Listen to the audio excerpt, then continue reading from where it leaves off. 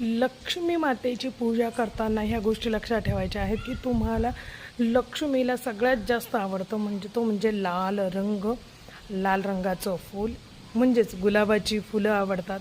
त्याचप्रमाणे गुलाबाचं अत्तर हे जर का तिला दर शुक्रवारी असा नियम करा, दर शुक्रवारी देवीला आपण गुलाबाचं अत्तर व्हायचं आहे. रोज काही गुलाबाची फुलं आणून ठेवा, त्याच्या पाकळ्या बनवून तुम्ही फ्रीजमध्ये एका डब्यामध्ये घालून ठेवल्या तरी त्या 8 दिवस टिकतात. गुलाबाची फुलं खराब होत नाहीत. जर का ती पाणी मारलेली नसतील तर थोडीशी जरा हवेवर सुकवून घ्या आणि मग ती डब्यामध्ये भरून ठेवा. आणि दररोज लक्ष्मीला गुलाबाच्या फुलांच्या पाकळ्या व्हायच्या आहेत. दर शुक्रवारी अत्तर व्हायचं आहे.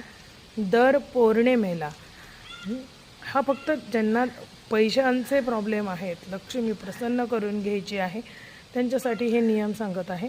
दर पौर्णिमेला तुम्हाला कुंकुमार्चन करायचं आहे आणि लक्ष्मीला गुलाब पाण्याने तिला अभिषेक करायचा आहे. हा नियम. आणि ते गुलाब पाणी आता तुम्ही म्हणाल की ते राहिलेलं पाणी काय करायचं, तर ते पाणी एका बाटलीमध्ये पुन्हा भरून ठेवायचं आहे. आणि ते अभिषेक केलेलं पाणी तुम्ही तीर्थ म्हणून सुद्धा घेऊ शकता किंवा तुम्ही ते थोडंसं रोज 2 थेंब आंघोळ करताना पाण्यामध्ये आपल्या आंघोळ करताना घालून घ्यायचं आहे.